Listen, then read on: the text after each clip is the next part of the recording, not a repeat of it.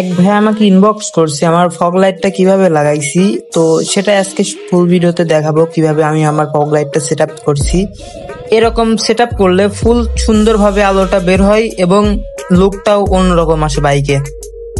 তো হে WhatsApp guys, it's me সোহান, তোমাদের সোহান ভাইয়া। তো আজকে আপনি দেখাতে চলেছি কিভাবে আমার এই ফগ লাইটটা লাগাইছি, পুরো সেট আপের ভিডিও।